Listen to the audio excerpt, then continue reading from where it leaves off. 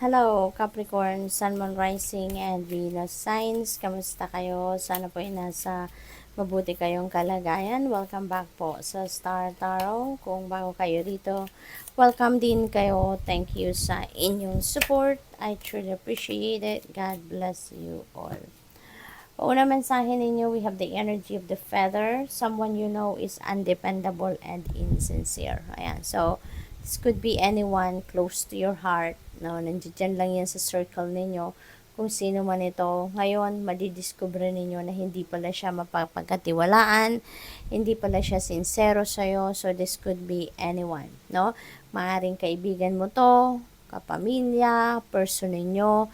So, this could be anyone. Okay? Kayo lang ang tanging nakakaalam kung sino yan. We have bird flying. News is on the way. Ayan, merong balitang paparating. Capricorn. Okay? Maaaring yan ang mga matagal na ninyong hinihintay. We have older woman, dealings or relationship with an older woman. Ayan. So, si older woman, maaaring ano ninyo ito, kadugo ninyo ito. Baka siya ay iyong grandma, baka siya ay iyong mom, baka kapatid ninyo. So, depende sa inyong sitwasyon. But maybe, yung balitang ito manggagaling kay older woman or baka yung balitang ito na marireceive ninyo ay tungkol dito kay older woman.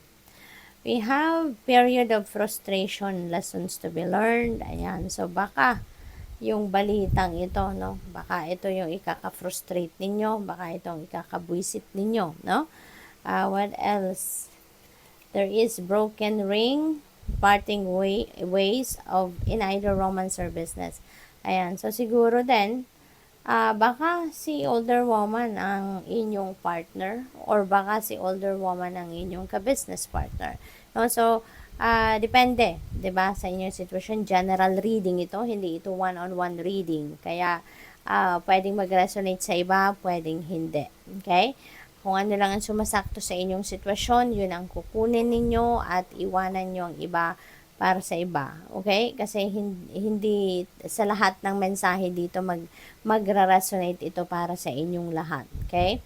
So, ito dito, baka ang iba sa inyo, mayroong paghihiwalay sa romantic aspect ng buhay ninyo or baka ito ay negosyo. No? Baka business partner ninyo dito.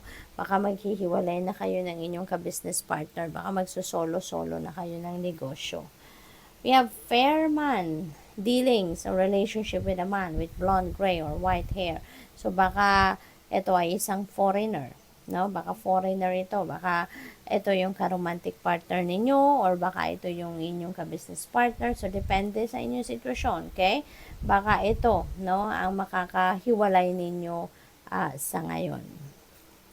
We have scissors, disappointment in some affair. Ayan, so that could be related to this person. Yung disappointment nyo na to, this could be related dito sa paghihiwalay na ito. No? Yung parting ways na yan, baka yan, dyan kayo madidisappoint or maaring ito si Fairman, ano? Baka magkikipaghiwalay kayo rito kasi baka siya itong insincere and undependable. Kaya maaaring siya ang makakahiwalay ninyo rito because madidiscover mo na hindi naman siya sincere sa'yo, hindi naman siya totoo sa'yo, no? So,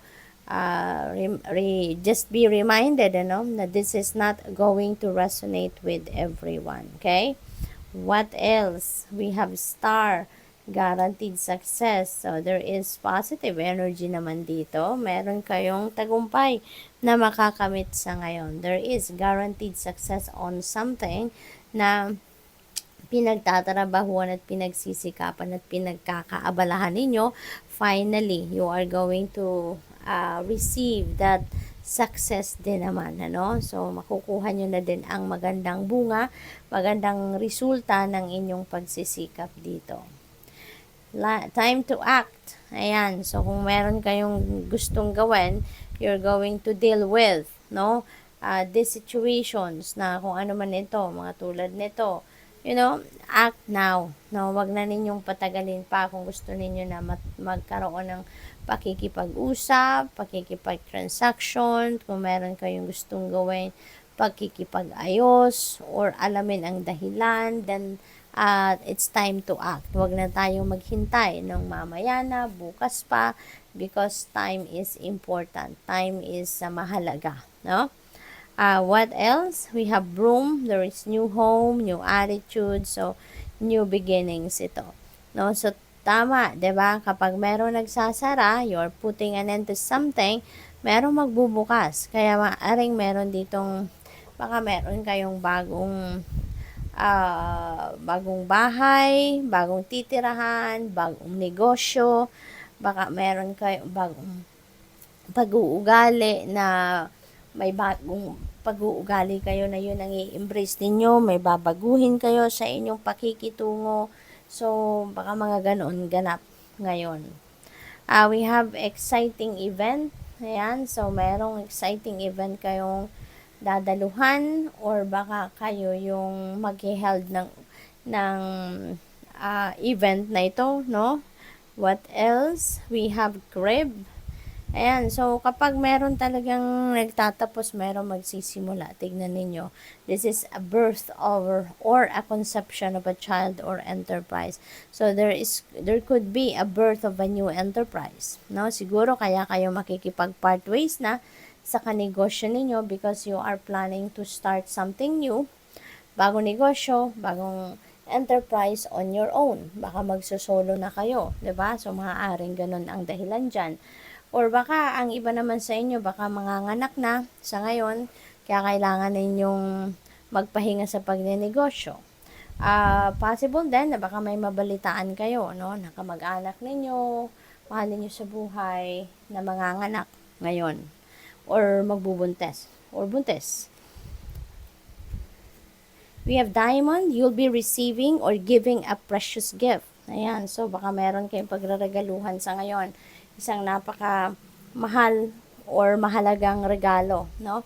Baka kayo ang makakatanggap or baka kayo yung magbibigay. What else? You need to defend yourself. Okay? Kailangan, no? Kailangan, at you need to take action now. Wag na kayong maghintay, 'di ba? Wag na kayong magpamamaya na effect or bukas na effect, no? You need to take action, no? Agad-agad para depensahan ang inyong sarili. We have career, that could be related to career, no? Capricorn. So baka meron dito mga nangiintriga sa iyo sa tinatakbo ng inyong karera, maaaring maraming naiinggit, kini-question kayo, yung mga ganon. So, depensahan nyo na ang inyong sarili before it's too late. Good luck. Thank you for watching. Love and light. Namaste.